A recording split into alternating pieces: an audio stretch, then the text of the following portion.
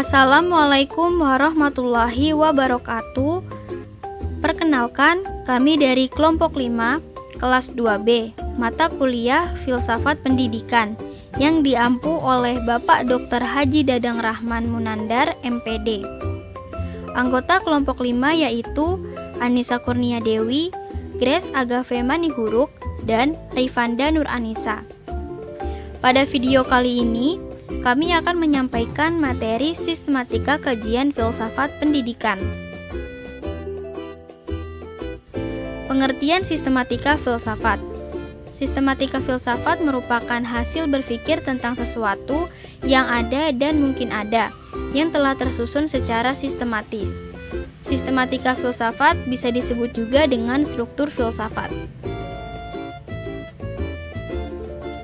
Sistematika kajian filsafat pendidikan membahas tentang manusia dalam perspektif filsafat, alam dalam perspektif filsafat, Tuhan dalam perspektif filsafat, relasi antara manusia, alam, dan Tuhan dalam perspektif filsafat. Manusia dalam perspektif filsafat.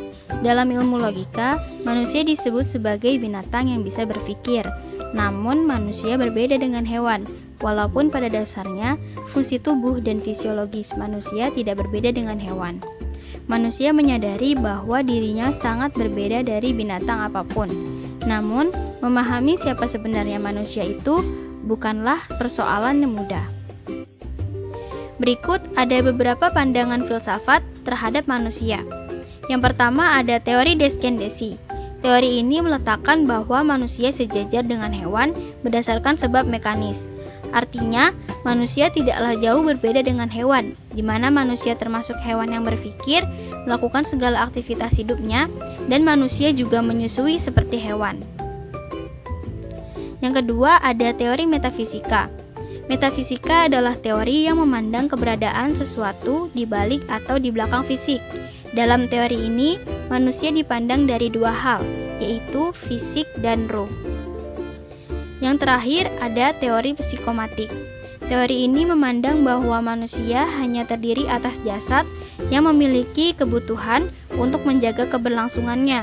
Artinya manusia memerlukan kebutuhan primer seperti sandang, pangan, dan papan untuk keberlangsungan hidupnya.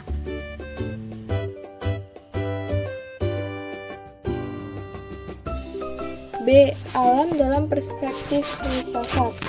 Kosmos dalam bahasa Yunani adalah mengungkapkan gagasan tentang keteraturan, harmoni, dan keadilan sebagai lawan kaos. Pengkajian kosmos adalah tentang keteraturan dan keselarasan alam semesta dengan segala isinya, termasuk tata surya. Kosmos kemudian menjadi cabang ilmu bernama kosmologi yang mempelajari sifat, asal-muasal, dan evolusi alam semesta. Alam semesta adalah media pendidikan sekaligus sebagai sarana yang digunakan oleh manusia untuk melangsungkan proses pendidikan. Manusia dan alam semesta saling membutuhkan dan saling melengkapi, di mana alam semesta ini dibutuhkan manusia untuk merawat dan memeliharanya, sedangkan manusia butuh alam semesta sebagai sarana berinteraksi dengan manusia lainnya. C. Tuhan dalam perspektif filsafat. Kata Tuhan merujuk kepada suatu zat abadi dan supranatural. Biasanya dikatakan mengawasi dan memerintah manusia dan alam semesta. Tuhan adalah sesuatu yang terdapat dalam pikiran atau mind manusia. Dalam struktur manusia, hati nurani merupakan satu titik kecil atau kotak kecil atau bisa disebut dengan black box yang tersembunyi secara kuat dan rapi di dalam hati yang merupakan hotline manusia dengan Tuhan. Pemahaman eksistensi Tuhan ditinjau dari kajian ontologis, kosmologis, dan teologis. Argumen ontologis, pandangan ini menganggap bahwa tiap-tiap yang ada pada alam nyata ini muncul karena ada alam ide. Argumen kosmologis, tiap benda yang dapat ditangkap panca indera mempunyai materi dan bentuk. bentuk terdapat dalam benda-benda sendiri, dan bentuklah yang membuat materi mempunyai bangunan atau rupa. Argumen teleologis. Alam yang teleologis berarti alam yang diatur menurut suatu tujuan tertentu. Alam ini dalam keseluruhannya berevolusi dan beredar kepada suatu tujuan tertentu. D. Relasi antara manusia, alam, dan Tuhan dalam perspektif filsafat.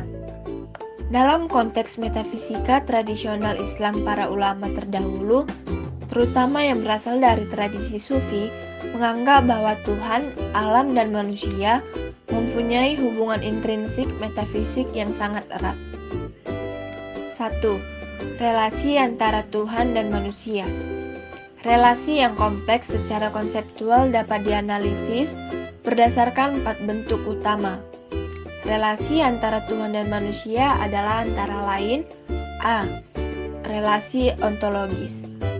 Relasi ini menyatakan bahwa Tuhan sebagai sumber eksistensi manusia yang utama dan manusia sebagai representasi dunia.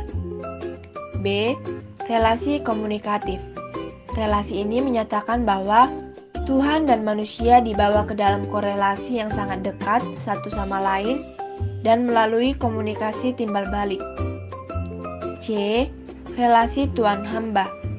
Relasi ini menyatakan bahwa Tuhan sebagai di pihak Tuhan yang sehubungan dengan keagungannya dan manusia sebagai hamba yang patuh. D. Relasi etik. Relasi ini didasarkan pada perbedaan dasar antara dua aspek yang berbeda yang dapat dibedakan dengan konsep tentang Tuhan dan manusia. 2. Relasi antara manusia dan alam. Manusia tidak lepas dari interaksinya bersama sesama manusia, hewan, tumbuhan, dan lingkungan. Begitupun sebaliknya, alam membutuhkan manusia untuk menjaga dan merawatnya. Namun saat ini manusia justru banyak yang merusak alam, seperti penebangan hutan secara berlebihan untuk berbagai macam keperluan industri yang dapat mengakibatkan terjadinya banyak bencana.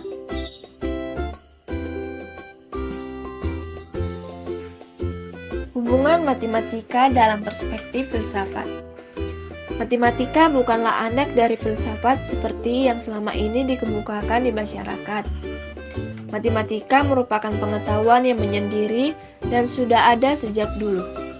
Bahkan matematika dan filsafat lahir di masa yang sama, yaitu sekitar tahun 640 sampai 546 sebelum Masehi.